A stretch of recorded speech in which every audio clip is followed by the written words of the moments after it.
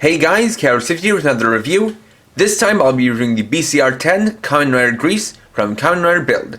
This is the 10th entry in the Ball Change Rider series, which has a gimmick similar to that of the previously reviewed Kamen Rider Cross Charge. This set includes one figure and one accessory. So, let's get started.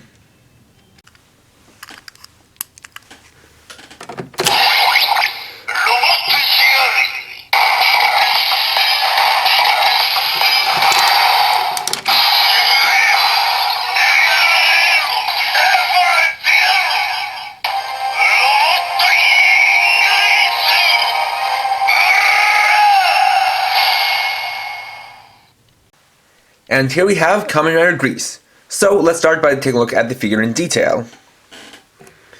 As you can see, Grease has a mainly gold and black color scheme.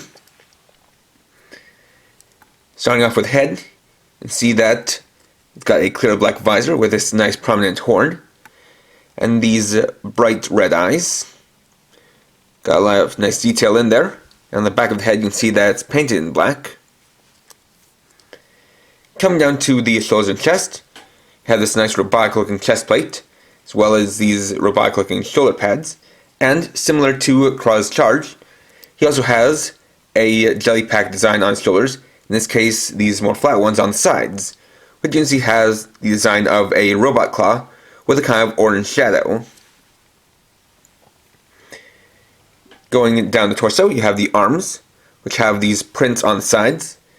Then you have his mechanical robotic looking gauntlet pieces with a couple of nozzles, one on each.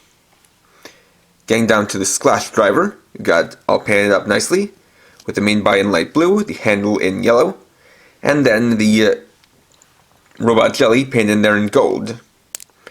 You have the belt, you have the sides painted a little bit with some gray, though that unfortunately does not continue around to the back. As you can see, that's just the normal plastic color.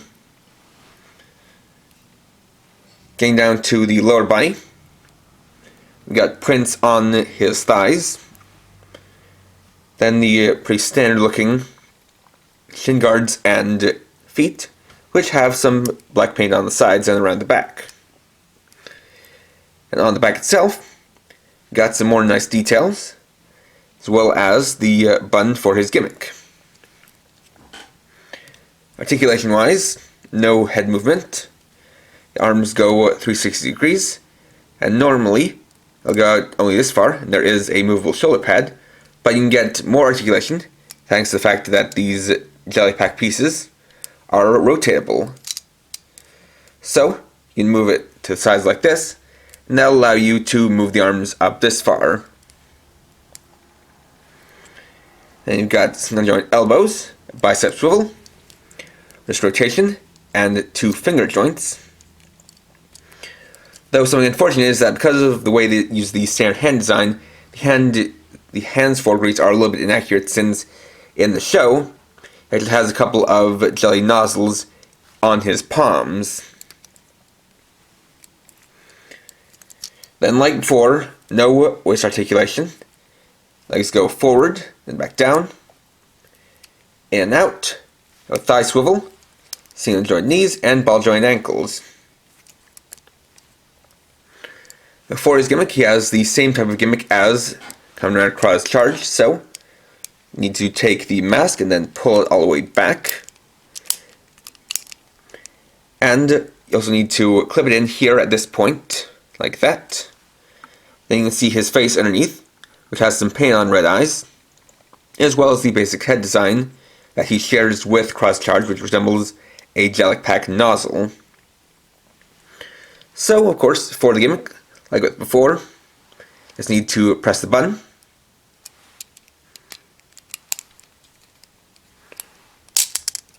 And his head should come up and around. It's a little bit tricky with Grease because of the way his headpiece is designed, or his mask piece and is designed with this horn and all, but if you get it right, it'll come up and over onto the face.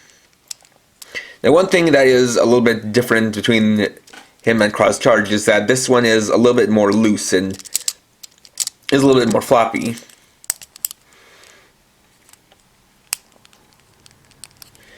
But again, it does work pretty well, and you can make it sit a bit more tightly by just nudging this part in so that it closes the gap between the two halves. Additionally, it also comes with the twin breaker in beam mode, molded all in gold. You see it's got a lot of nice details to it. Then you have the two twin beams going forward with the attack mode bit pulled inward. On the back you have the handle, and it has a bit of an indent so it can fit with the forearm pieces of grease. Just like that. Next, here's a comparison with Kamen Rider Cross Charge. So as you can see, these two use the same basic undersuit, with same design, same black marks on the same places, such as the midsection and shins. And they also have the same prints on their upper arms, as well as their thighs. Also are the same looking around to the back, with of course the differences being with the head and chest armors, as well as the shoulder pads and the forearm guards. And it's pretty cool to have the two Splash Rider riders be gold and silver to give them a bit of contrast.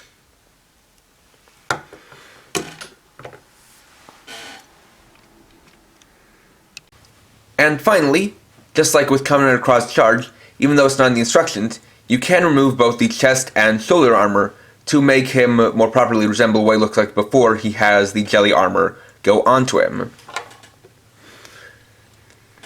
So as you can see, it is the same basic look as we had with Cross Charge without his armor, with the chest armor attaching this peg and then the shoulder armor going around onto these two mushroom pegs. Now one thing I will say is that at least the first time around it was a little bit tougher getting the shoulder pieces off. As you can see, they are pretty stiff, so you do want to be careful when taking them on and off so that you don't risk breaking the mushroom pegs. One thing that's also of note is that these side pieces are also on pegs, but these actually attach and detach a lot more easily. And there we go. Overall, Kamen Rider Grease is a great addition to the Ball Change Rider series. Once again, the figure captures the look and the details of the suit very well, as well as having a lot of great paint detail to it. While again, it doesn't have any head or waist articulation, and again, the waist articulation is something that I think it could have, like with Cross Charge, that doesn't deter too much from the figure, as you can find ways to work around that in terms of posing. It also comes with, of course, his necessary weapon, and the gimmick, though a bit flimsy, does still work just like with Cross Charge, and it's a nice touch.